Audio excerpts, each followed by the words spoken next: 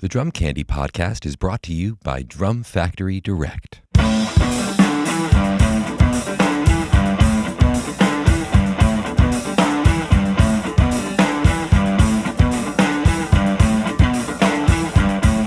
What's up, everyone? We are at episode 9 of season 3 of the Drum Candy Podcast, and this is your host, Mike Dawson, coming to you from Drum Factory Direct in Pittsburgh, Pennsylvania. This week, I was lucky enough to interview one of my all-time favorite drummers, Tim Alexander of the legendary band Primus. He has a new project called Cipher. It is with Skerrick on saxophone and effects, and Tim Mason on modular synths and bass.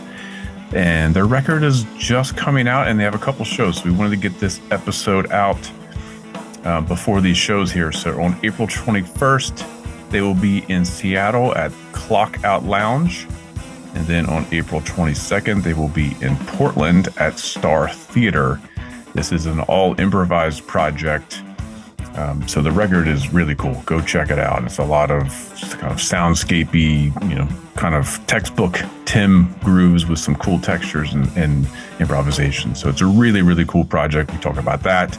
And I had him humor me and talk about all of his kits over the years. So this is a lot of fun. So let's get right to it with Tim Alexander. You're punctual. Are you always on time for everything? I actually... I tried to be. I don't know why, but yes, it's very much something that really annoys me is if I'm late or whatever.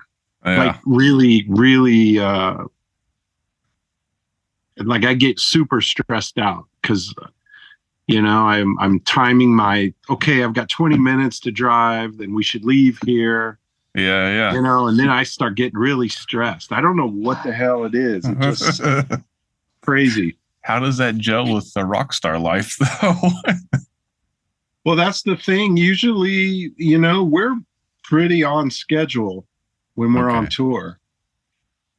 It's just the thing of like when you have something to do, especially when we're on tour, if there's shows or, it's a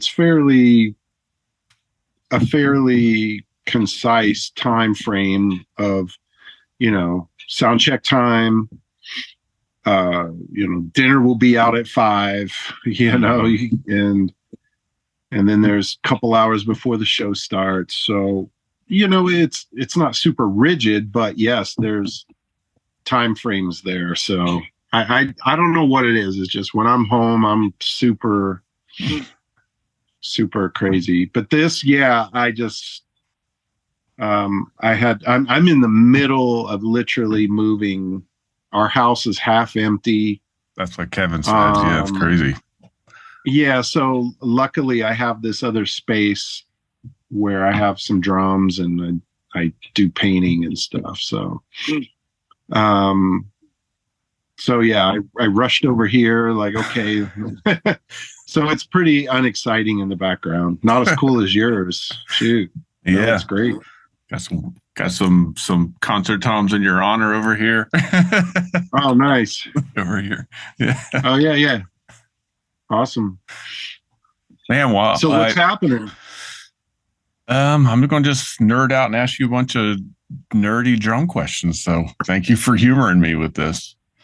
Gosh, well, where do we begin? First of all, thanks for taking the time. I know it's a hectic period. So the first question I was going to ask is, do you keep a lot of drums at home, and are you having to move like a truckload of drums around?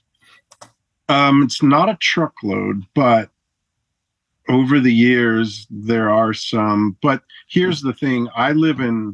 Currently, I live in Washington, about an hour and a half north of Seattle. I'm moving back to the Bay Area right now, where we have our Primus rehearsal space and recording space. And so hopefully I'm going to be bringing my stuff and kind of storing it there. So I'll have hopefully all my stuff will be in the same area. Now, it's been 30 some years since I had all my stuff in one place. So, Really? so right now in that little room behind me, I just have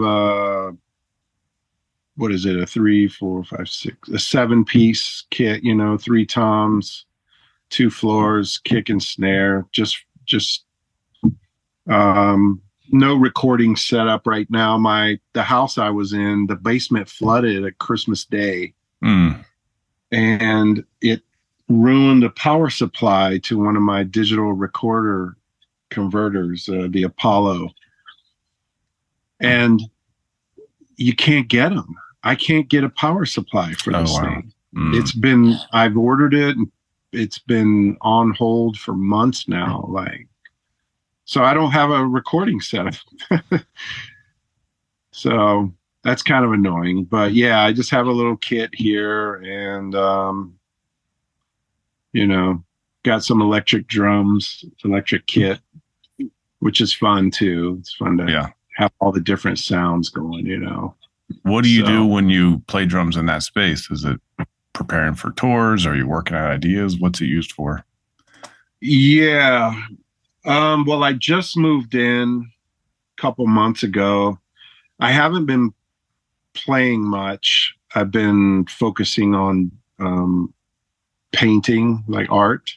Cool. And but right now I have the Sound Cipher shows coming up.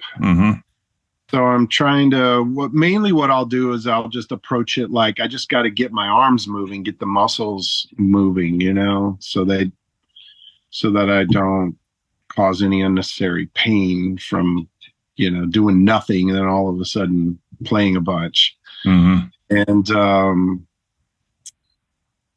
we also have a benefit for a friend of ours in LA coming up also.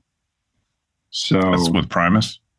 Yeah, Primus and a bunch of other people. I think Danny and Justin from Tool are going to come help play some, and whoever else. Cool. So yeah. Who determines this? I mean, what's the set list? Do you just figure it out when you get there, or you guys figure it out ahead of time? We're going to have a rehearsal day. Okay. Beforehand, just because we haven't played in a while. So we're going to have a rehearsal day to kind of get things moving, and Les kind of sent the ideas of just like 5 or 7 Primus tunes and a couple Tool songs and maybe a cover or 2, So that's all I know so far. I was searching around YouTube today, and I forgot that you guys did a full Rush record on the last tour. Oh man, we've been doing that for 2 years. That's crazy. Yeah, we did Farewell to Kings, top to bottom. So are you going to ever do that again, or is that like, thank God it's over? Yeah, we're done. It was oddly stressful, I bet, because those parts are so iconic for everyone who's a Rush fan. They are, and they're harder than we thought, because we've played Rush songs before. Usually it's only the main riffs that we can remember, but and so the idea was being talked about, and then it became a reality, and then we started to learn the songs. So we had already said it's happening, and now we're starting to learn it and realizing, oh shit, this stuff's really hard. It's going to be interesting, we're already committed. And but it went really well. And so we've been doing it for a couple of years, but yeah, we're done now. And that's it for the Rush stuff. We might play a song here and there. How many shows in did it before it felt like, okay, now we've got it down? Or were you ready before you hit the road? No. Gosh. I think it's different for everybody. But for me, it was, in the beginning, it was definitely a lot of focus on trying to make sure it was as close to the record as I could. Um, Even that, I would say I was 80 to 90% there. And then, I used to pressure myself like trying to get it. And then I would watch some live Rush. And then I realized, oh, Neil actually changed his parts over time, probably found out what felt better to do. Mm. And with that in mind, then I kind of was like, okay, I don't have to be so stuck to the idea of note for note, although it was pretty close. Some of the fills, um, not fills, I don't like to say that, but some of the things that Neil would do, I would try to emulate best I could, but I just couldn't figure out some of the stuff. Mm-hmm. Just the because I know he had a jazz influence, like Buddy Rich was, I think, one of his big favorites. And sometimes I would hear like some of the fills and like Cygnus, and I wondered if he was actually doing like double strokes. Mm. I do pretty much single stroke everything. And when I watched him live, he did everything single stroke too. But it sometimes it sounded like he was incorporating a little bit of a jazzier thing to it. I don't know. Mm. Anyways, I couldn't, to summarize, I couldn't get it exact. About building out the kit on a few really particular parts. Yeah. But overall, I'd say it's like, 85, 90% like the record, and but we weren't trying to be a cover band as well. We're kind of just doing a tribute to them. So, but we wanted it to sound like as official as it could, So, yeah, I mean, I would never, no way would I try that. Yeah. Did you spend a lot of time building out the kit? Like, yeah, I used to play that stuff when I was learning in my teens. Right. And then here I am 40 years later trying to do it, and it's physically very different when you have 40 years and wear and tear on the body, Yeah, I guess Neil would say the same thing. Yeah. Did you, I mean, had you been listening to that record at all in the past 20 years or so? Not really. Not until we started diving into it. And then it was like, okay, I have to start, because for me, I know we're doing the album a certain way. So to learn it, I like to learn it in that order. So I'll start right at the beginning, go as far as I can, and then as soon as I hit a hiccup, I'll stop, and then go back and just slowly build it that way, And that way I knew when we're playing it live, I've built all of the patterns in the movements that I'm doing, the muscles are already doing that a certain way each time. And it kind of works. I don't like to learn the last song and then move to the middle and then jump to the beginning and then go back towards the end. And I have to have it kind of flow. So makes sense. That's how I learned it. Yeah. Now, was it your basic setup that you modified, or did you start with a whole new setup for that? Yeah, we did a whole new setup. I kind of did more of a Neil Peart set back in the 70s. Mm-hmm. So I had two 24-inch kick drums. Ooh. Yeah, and the toms were more traditional size. Like, yeah, I think they were traditional. They actually might be a little longer than traditional. So it was a way bigger kit Mm-hmm. that I have been playing for the last 10 years or whatever it's been. Well,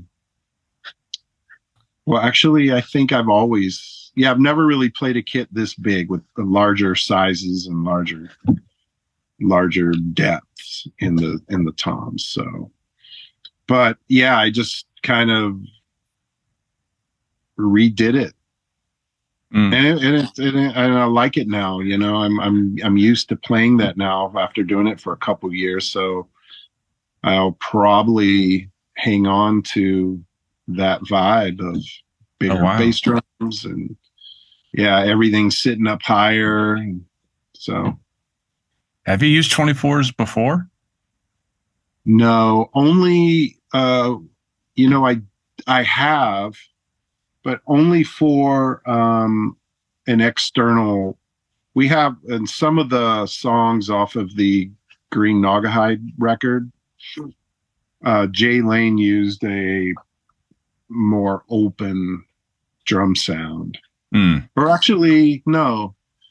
Yeah, it was that, and on the Brown album, some of the bass drum sounds were like unmuffled almost. Mm-hmm. So really just it rings. So we had that. I had that sitting way over next to my floor tom, and we had a really long pedal extension. Cool. Yeah, really long. I mean, about 7 feet long. And so when it was time, I had a pedal sitting to the right of my regular bass drum pedal. So whenever I need to hit a big boom sound, I just kind of slide my foot over and hit it, Is there any kind of lag with that? That seems like it'd be slow motion, that much linkage. No, because you can feel it in your foot. So it's I mean, feels like it's instantaneous, Okay. I mean, it's like a double pedal. They're mechanically connected. Yeah, just a longer rod, I guess. Yeah. Yeah, it's a rod. So I don't know physics that well, but they seem to they're connected physically. So when you push one side, the other side turns. I've never noticed a lag. Plus, I can feel it coming through the foot when I hit it. So that's my timing right there. I can feel I can feel the vibration when it hits. Do you use like a sub bass kicker on your throne or anything like that? I used to, and it really helps a lot. Yeah. So we don't have to have, and we use in-ears on stage. So yeah, it feels way better to have that vibration going on for all the bass frequencies. It seems like lately it wasn't working or something, and then it just kind of faded out. Like I don't think I've been using it. So yeah. So do you ever play a 4-piece kit?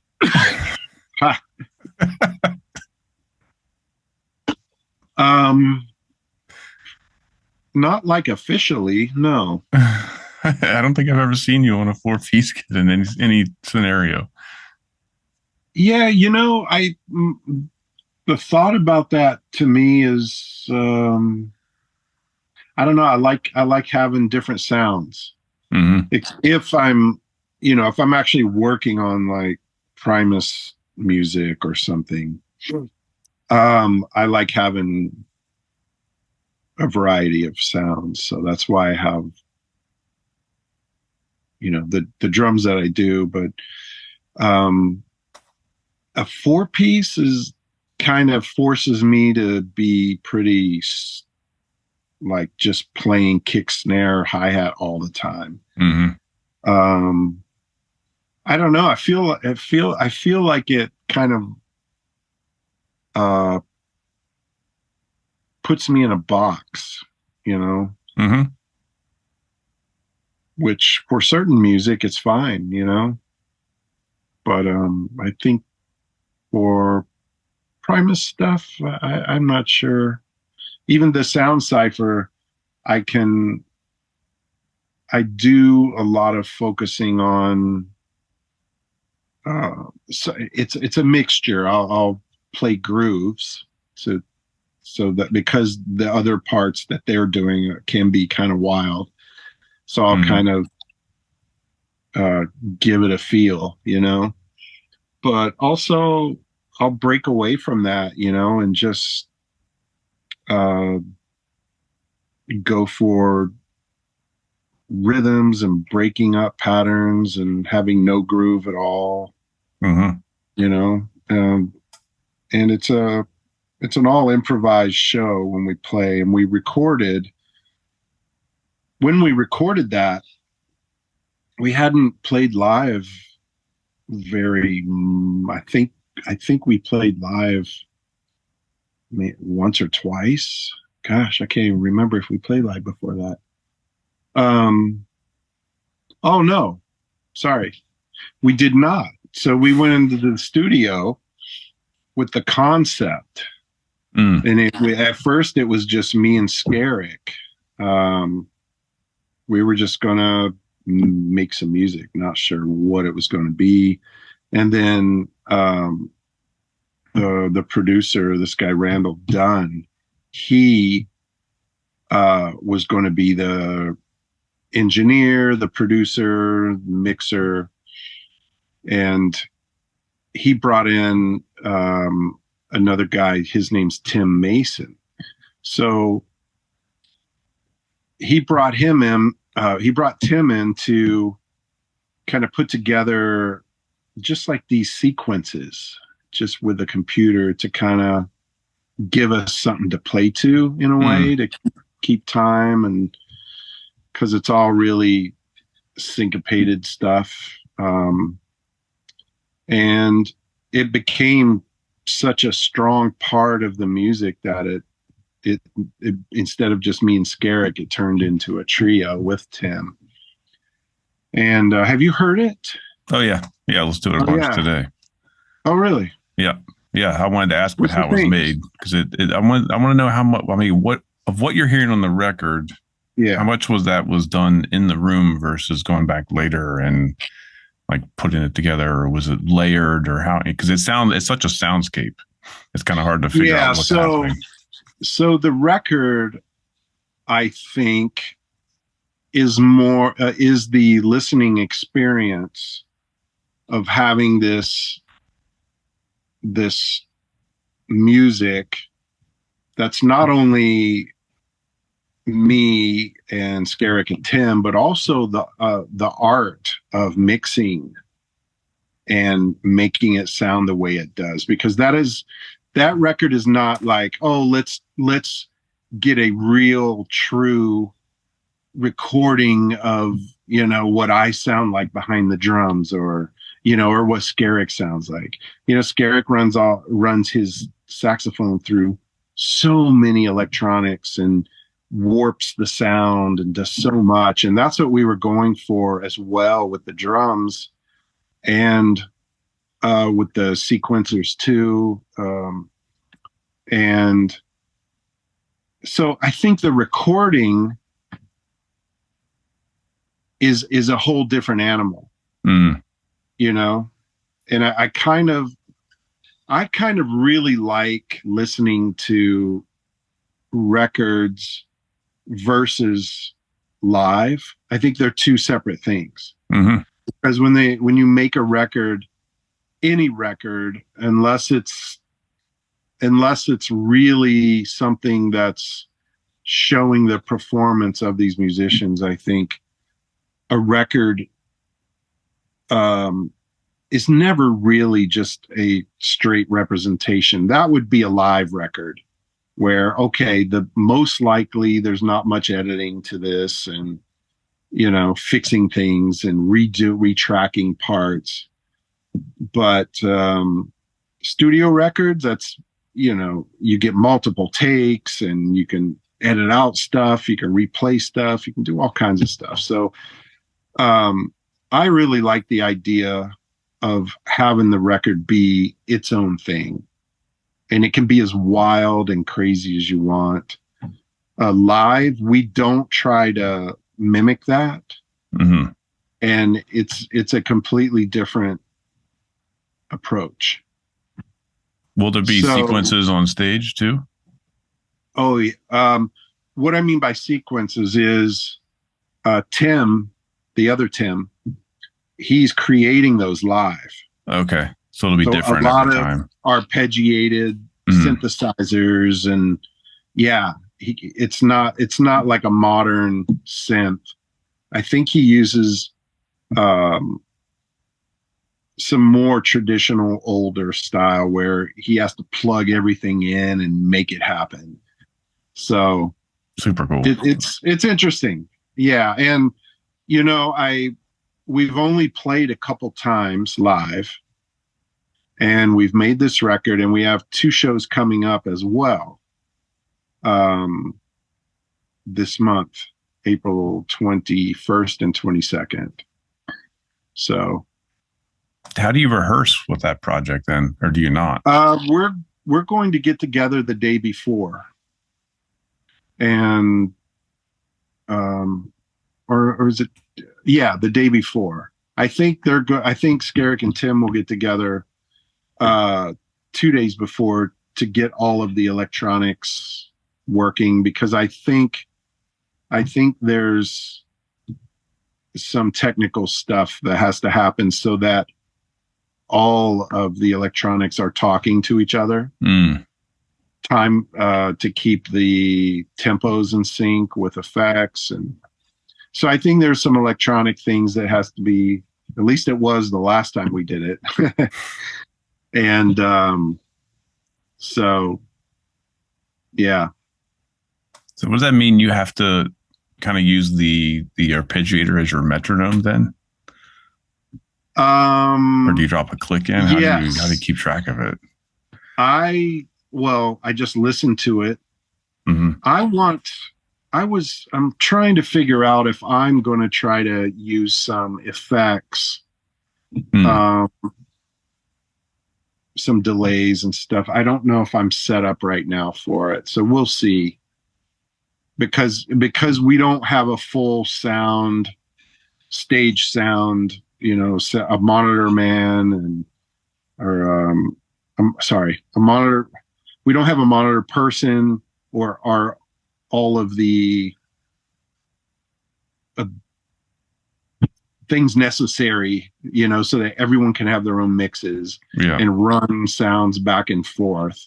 So from a board and into the pedals, like that's how I've done it before, where I had some delay pedals and things where I would have a mix from the monitors that were sent to me into my pedals. Then I could control the pedals while I'm playing. Oh, cool.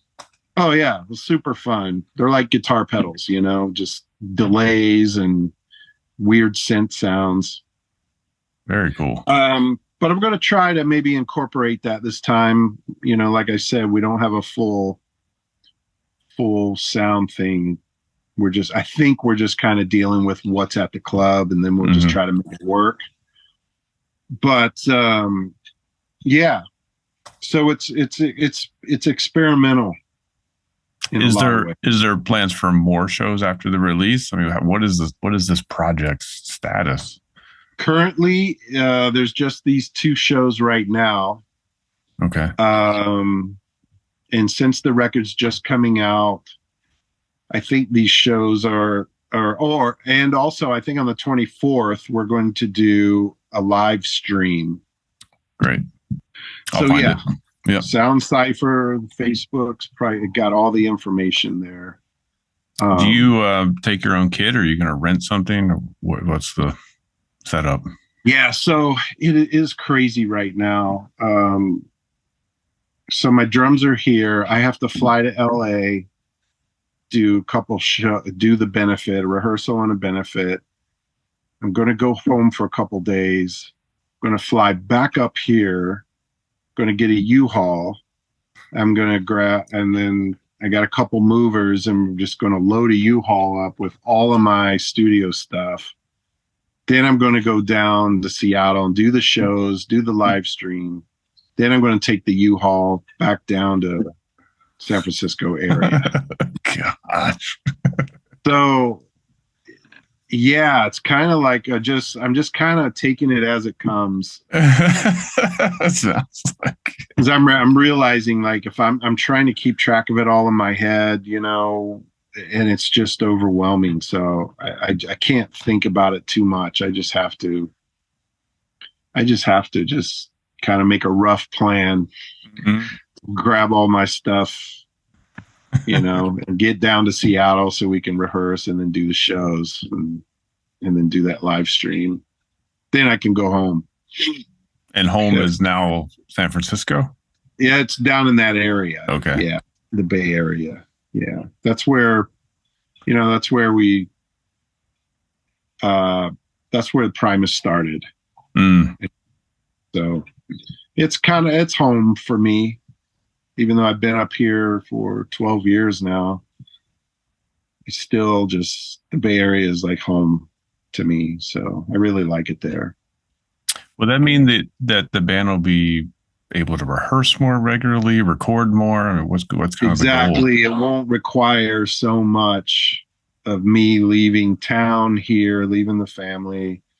Then I can be down there, and I could just get together with Les. And Larry lives in LA, so he's a little bit further away. He's a 5-hour drive, so but he could easily come up with no real major effort. But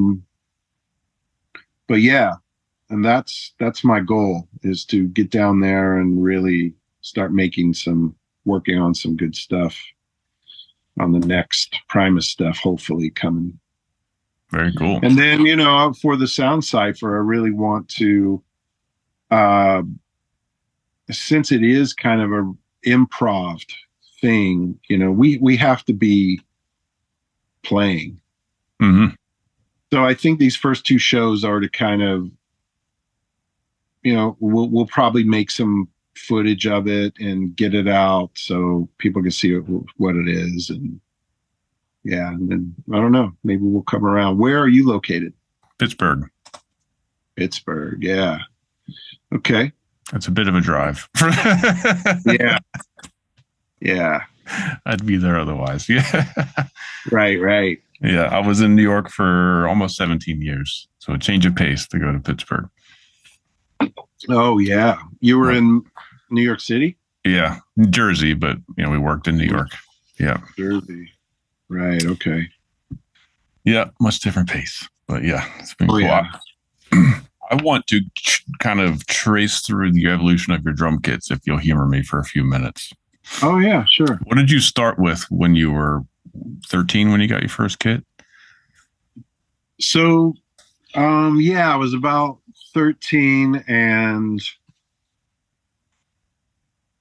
what I can remember is I think I got kind of like a amateur snare drum and bass drum. And I think it had like one floor tom, like a real kind of toy kit almost.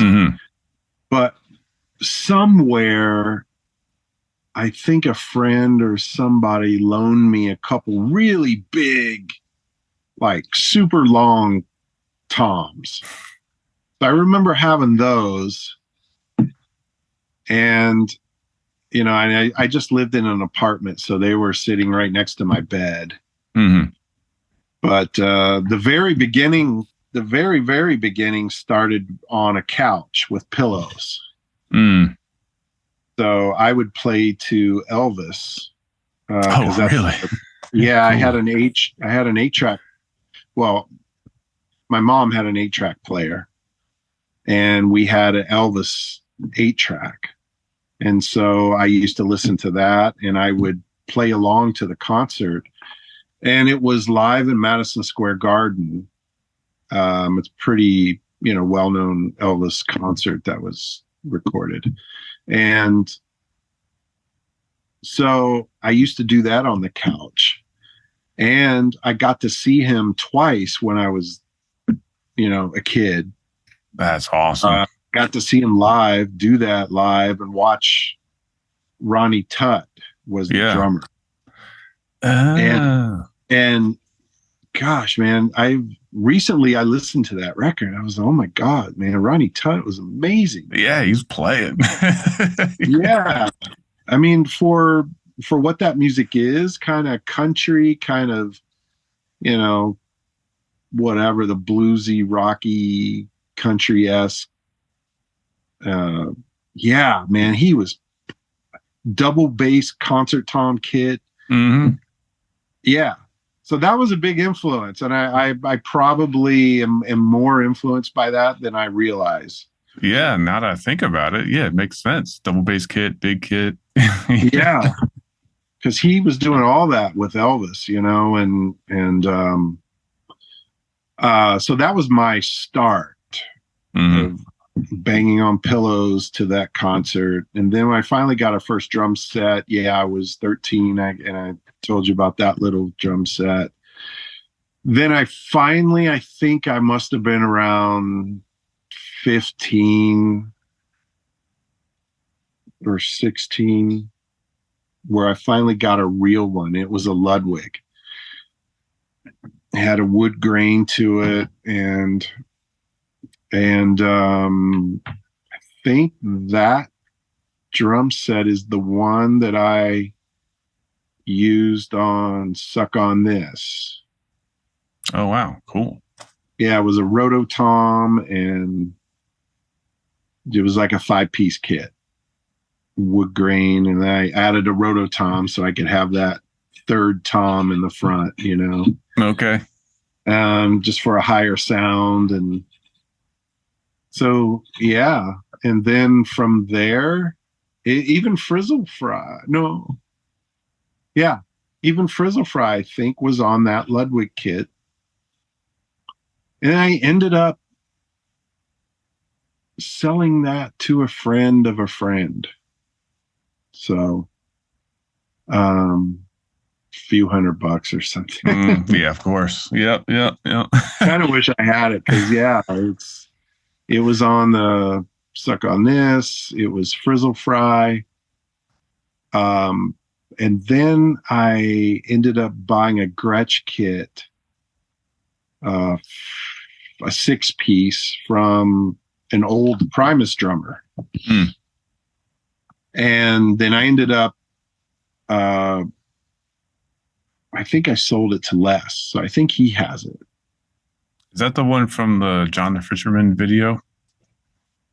It's like a reddish finish. Like reddish. Wine red or something. Or reddish. Yeah. Okay. It's wood grain, but it's red, and that's a Grouch Kit, I think. Gosh, is that the Grouch Kit? I don't remember. It's a Grouch Kit in that video, and it's reddish, so that must be okay. That's probably the one, because on Suck on This, the live one, that was my Ludwig kit, and I had that drum set for a long time. I played it in a band in Arizona when I started when I was 18. Yeah, I think I was about 18. And I played, and those are the mid 80s. I used that same drum set. And then I joined Primus. And I had the same drum set and kept going. And then, I got the Gretsch. And then I moved up after that. When we did Seas of Cheese, I bought this custom made pork pie drum set. Right. Yeah. That's what I really remember the big most. And really, it sounded great. And that kit currently is in the Musical Instruments Museum in Scottsdale. Oh, amazing. Cool. Yeah. Do you go visit it every once in a while? Yeah, I haven't seen it in a long time. And so that kit is there. Then from there, I went to Tama, and I had a light brown kit that I used on the. So I used a pork pie for Sailing the Seas of Cheese and pork soda, and then I used the Tama came along during Tales of the Punch Bowl, and then from there it's just been Tama since then. And then after the Punch Bowl kit, I got a green concert tom kit when I when I left Primus for a while, and I did some of the attention deficit on that, my band Laundry. So it was like a 7-piece concert tom kit with Octabonds, and it was blue. It was on the cover, I think, of Drum Magazine. I remember it a long time ago. Was it? I think it was the cover. Might have been just an article in it, but yeah. And then from there, I had a white regular 2-headed kit when we got back together in the 2000s and did the Animals EP. Animals, what is it? Animals Should Not Act Like People. And so we recorded, about 4 or 5 tunes, and I had that kit, and we toured. We did a couple tours back then, and that was a white Tama kit. Kind of a more of a traditional big prog kit,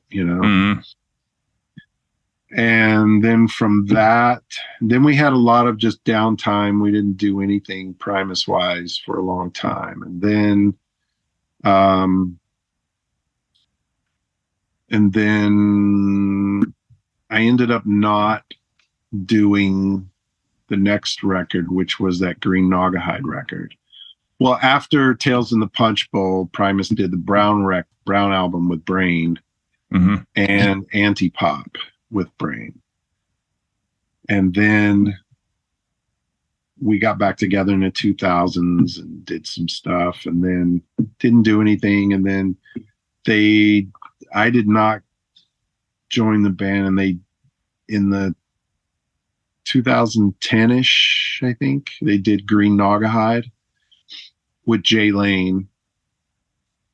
And then after that, I came back in, and so that was from, we did the Chocolate Factory record. So up until now. And I've got this real pretty killer concert tom chocolatey looking drum set. Is that the one I'm looking at now? Because I've got a picture of one. Is it all concert toms? Yeah. Yeah, and you've got a satellite bass drum way on your right. That's that 24 that. Oh, it is. For the big boom sounds. Yeah. Okay. They call it the boom kick. But yeah, that one with the Octabonds in the front. Yeah, I'm looking at it. Kind of sparsed out. So I kind of tried to bring everything a little bit straighter ahead so I wasn't twisting so much. And yeah, that kit's really beautiful and it sounds really good. So I've had that for many, many years now. And then I got a duplicate kind of, so I could have one at home. Okay. And so I've had with me for the last, I don't know, 5 years, I guess. Okay. Nice. And so now I'm going to bring it back to California, and both chocolate kits will be together. But the Willy Wonka album, we made a really crazy, more of a percussion kit, not like a drum set. It had a 22-inch kick and it had the boom kick, a 24. I didn't have a snare drum. I had big Rototoms and Octabonds that were lined up going up straight. It was kind of more of a visual thing, but it was more about like a soundtrack vibe. So it was more about if you listen to the Willy Wonka, there's no percussion in the music at all. So when we did the Willy Wonka music, we totally adapted it to our sound. And I had to create, all the patterns and percussion that went in. And the record's really interesting. So I like it. But that kit was really strange. You might be able to see photos online of it. Yeah, I think there's a tour on like Zildjian's YouTube or something. There's like a tour of it. Oh, really? Yeah. Oh. I think it's fun. They caught you at a show or something, so you get to see the kid a little bit. How was it playing Primus songs on that weird setup? Were you able to... No, I didn't do that. Oh, okay. So what we did was we would do the first time we came out doing Wonka, I had just a simple, like, 6-piece kit or 7-piece. So I had a little 7-piece kit, one kick. I always like to have a floor tom on the left side next to the hi-hat because I have some songs where the patterns have to be there for them to work. And so we would do like 8 or 9 Primus songs in front of a curtain. And then that drum set was on a riser. And then you finish the set and then go back. And then when Wonka started, we would open up the curtains. And now we had this whole cool thing, the crazy kit. But also connected to that percussion kit was my regular kit. Because after the Wonka, we finished with all the more Primus stuff. So we do a set, and then we did a big reveal. But the big set that I was doing Wonka and Primus, it was, like a 360 kit, and it was connected, and it was pretty awesome. That's super cool. Yeah. So you mentioned you got the Rototoms kind of early on. I was trying to look back, like, when did all these things start popping up on your kit? You've always had a China, some sort of Rototom, an ice bell. Like, when did these elements that I think are definitive for your sound kind of come into play? Well, the China, I always, listened to Neil, and he had Wuhan Chinese cymbals. And once I got a drum set, I got one of those, and they weren't that expensive either. And it sounded great, and even sounded better when you break them, and they would just get nastier. But so the Chinese I've had ever since the China cymbal I've had since being a teenager. And I got a Zildjian Impulse ride in a used the drum store back in the 80s in Scottsdale, Arizona. It was all dirty. It was sitting on the bottom, but I wanted something that kind of looked like Stuart Copeland's ride cymbal, because I was really into the Police at that time. And this is in the 80s. And so I found that cymbal, and I thought, oh, that looks a lot like it. So I got that. And it turned out to be a Zildjian Impulse ride. And they don't make them anymore. Never heard of it. Yeah. It's made, I took it to the factory because they were thinking of trying to remake it. And they measured it, and they did all kinds of stuff with it. But the process is completely different. It's one piece of metal. It's not, I don't know how they do the others, but it's not made the same way. Mm. But that's what makes it so amazing. It has like these really high, when you hit it with a stick, it's got this interesting clarity, but it washes out too if you want it to. Mm. So it's really cool. But anyways, I've had that since I was 17 or 18, even younger maybe. Oh, is that still in your kit now? Yeah, I've had it since then. That's wild. And I think I have two of them in case one broke. Someone sent me one since I was the only one that was using it back in the 90s. I had that on my kit, you know. So that's been with me for a long time. And for some reason, hi-hats, I always wanted the Z top because you could hear the sticks really clear, but the bottoms I wanted it softer. Because when you have two Z, the real heavy metal ones, they're so loud and just sounded like clanging metal. Mm-hmm. So I would have a Z top and like a softer new beat on the bottom. So that's been my hi-hat setup forever. But recently during the rush, I was doing, I think, new beats, more like Neil's.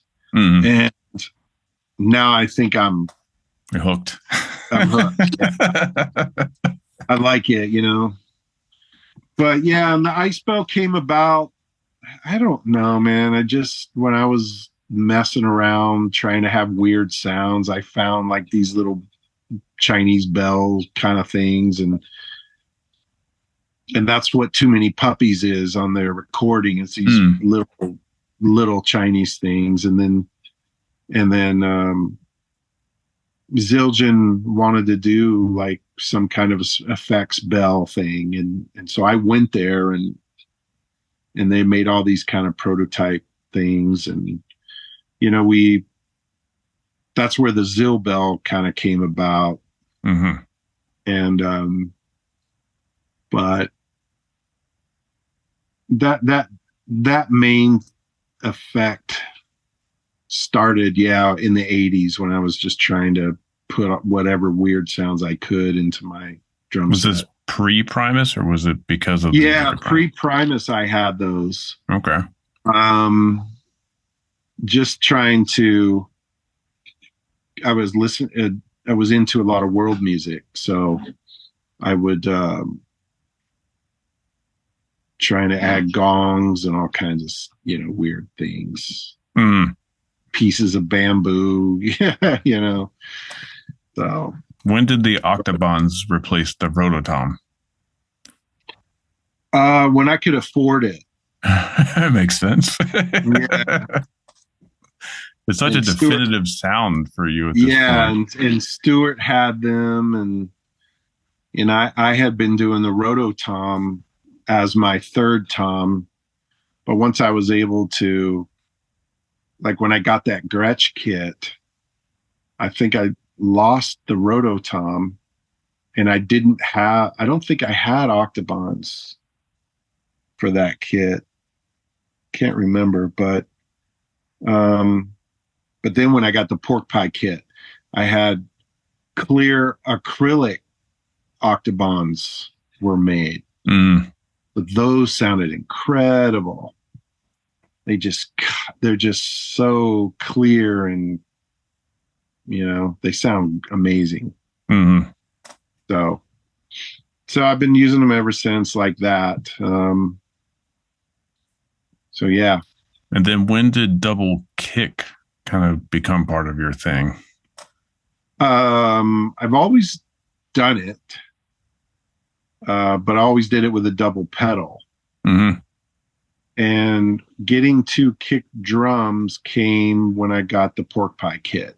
Okay. Yeah, I think that was the first official setup. Yeah. So I'm sure you've answered this question a million times, but where does your approach to double bass kind of come from with the triplets and the flourishes? It's not typical. Oh, really? Well, I mean, maybe now, but it wasn't in 1991 when I first heard it, you know. Yeah, so I gotta say, in the 80s, there was a lot of computer, drum machines were coming out and doing stuff. Um,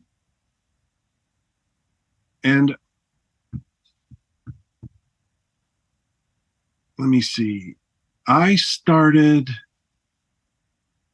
was listening to a lot of world music in the 80s. I was in a band that played a lot of world music, like Afro, folk. Um, that was kind of the big thing then. And, you know, Peter Gabriel had some was incorporating drum machines. And so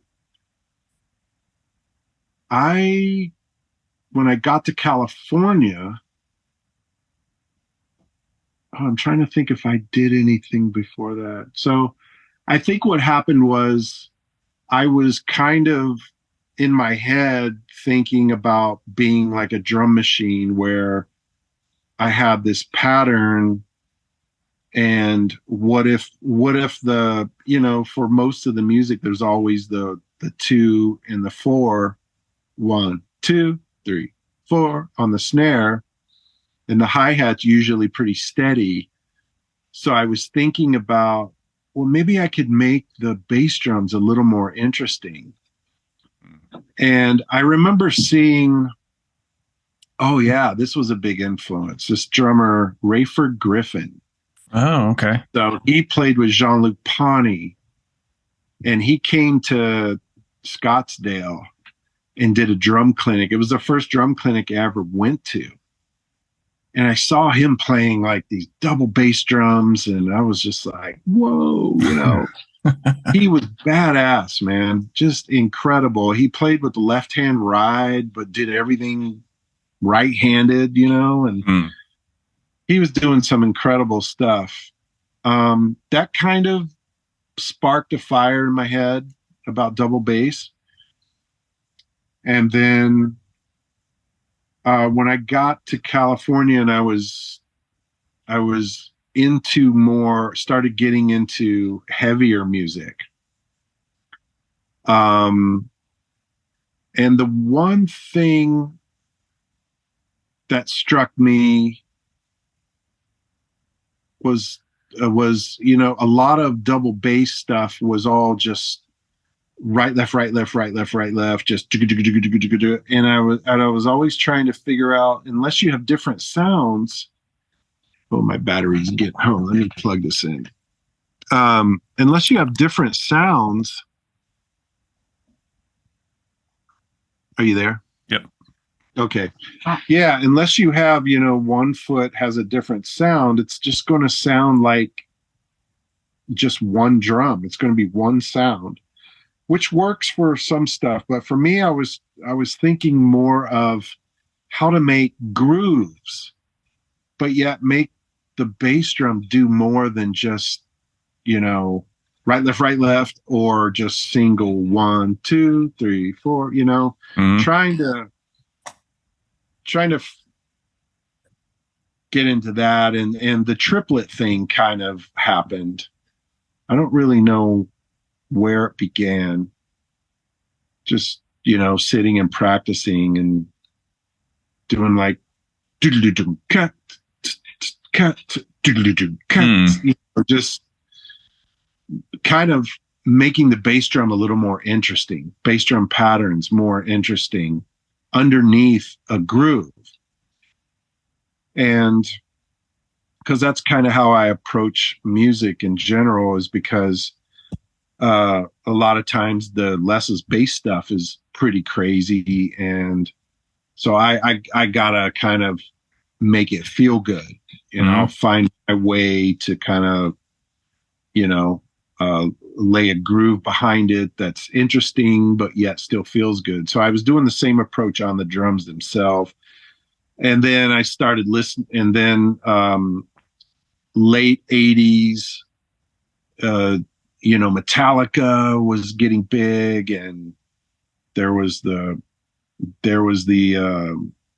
kind of moshing of rap and metal, all these kind of things were happening. And so that was an influence on me. And then, just, I think it all stems from the idea of trying to make the bass drum the patterns a little more interesting underneath the backbeat. Mm-hmm. So, and that would come from like a drum machine where the hi-hat pattern might be doing one thing that never changed, and then something else would happen. And I was actually talking to Steve Smith about that, which was crazy. Like 10 years ago, 11 years ago, I started putting together this radio show, and I interviewed him, and then I lost it all. Oh no. Because this was right when podcasts were starting. There wasn't the equipment. Yeah. I talked to him on the phone. I was trying to figure out how to record it. But I've talked to him before about it. And one of his, he does that song, Don't Stop Believing on Journey. That's the same thing. It's kind of his way of mimicking a drum machine. Oh, with all the layers and stuff. Yeah, but how the patterns do different things over top of each other. So it was the same thing, in the 80s. You're influenced by these drum machines who are they're doing all these different things at once, but yet it still feels good. So that's kind of where my bass drum stuff started. Was that part of, I don't really know the origin story of you getting into Primus, but it seems like your approach to double bass and Les's approach to the bass are just perfectly matched. They complement each other really well. Was that something right away? Like that's kind of something we got to key in on? No, we kind of, when I rehearsed or auditioned, I auditioned with Les and Todd, the original guitar player. We just played Rush riffs. We didn't know the songs, but we had the main riff, we just kind of jam that. So we got along doing that. And I think it's just ingrained by listening to bands like Rush and Yes, our prog stuff in terms of playing, but also liking, like I said before, Peter Gabriel, his music, Jerry Marotta playing drums on that, and Tony Levin on bass. We have those influences too. So there was kind of a mesh of technical but feeling good, and just the way he plays his bass was very funk, Larry Graham like. And then me, I'm trying to make it interesting but yet feel good. So I think that's just where it kind of comes together, and fortunately that's where we've been, me and him have kind of created that little world of, or not created, but we've created the Primus bass and drum kind of vibe, Yeah. Did you think there's no real intentional thing to it though. That's just how we play, Yeah. Did you think in 1989 that this is going to be what I do for the rest of my life? When I started doing this in the mid 80s, probably around 85, I did my first gig and I made money up in Jerome, Arizona. That was when I knew, like, oh wow, I want to do this. I mean, this is what I want to do. This is what I've always thought of doing, and now I'm doing it. So I always dreamed of getting to that level where my idols were Zeppelin and Rush and the big radio rock in the 70s. So that's what Van Halen, that's what I was always thinking of. And, but yeah, it's amazing that we're able to still, 40 years later, I think 89 to now. Yeah. Almost 40 years. We can still go on tour. So yeah, it's amazing. As a band, I mean, yeah, it's really a blessing. Well, sure. We've come to the hour, and I'd like to ask one final question of all my guests. What was your first real snare drum? The Ludwig. I think it was the Ludwig one I got with that kit. So was that like a Superphonic chrome over aluminum or something? That could be, man. It was just a basic. It was just a basic snare drum that came with the Ludwig kit. It wasn't anything fancy, but yeah, things sound. That's not a bad one. It was the one I had, so I used it in stuff. And yeah, we used to use the. Back then, I used to tighten my snare super tight. And I had this like what's it called, that it's like bulletproof material. Oh, the Phallum slant, the Kevlar head, the Remo Kevlar head. Yeah, I think that's when it first came out. I got marching one of those, and I was just cranking it. That's the sound on like Suck on This and Frizzle Fry. Oh, right. It's so tight. It's ridiculous. I destroyed an Acrolite with one of those heads. I popped the lugs off of it. Oh, wow. Yeah. That was the sound, though. I remember doing the same thing, cranking everything. Yeah, that was kind of it. But yeah, I don't want to go back to that. Hitting concrete, Not good. Man. Well, I appreciate you hanging. Is there any news to share about other upcoming tour dates or anything? We got the new Sound Cipher record, of course. We want everyone to check it out. Push the Sound Cipher. We've got that coming up, and no, I've got nothing else happening right away. So awesome! Thank you so much. Yeah, thank you, man. I appreciate it. It's great to meet you, and hopefully I'll see you on the East Coast at some point. Yeah, man. All right, have a good one. For sure. All right, take care. Good luck moving. Oh, God. Thank you. And that is it for this week's episode. Again, if you're in Seattle or Portland, go check out Sound Cipher April 21st, April 22nd. I don't know how many more shows they're going to have after that, and go check out the new record for sure. It's really cool. And be on the lookout for some Primus shows coming up. And as always, I appreciate you listening. If you haven't already, give us a 5-star rating and write a review on iTunes. Go over to our YouTube channel. If you're only listening to this in audio, make sure you're subscribing there. Drop some comments. Let me know if there's anyone you want to hear on the show. You can always email me at drumcandypodcast@gmail.com.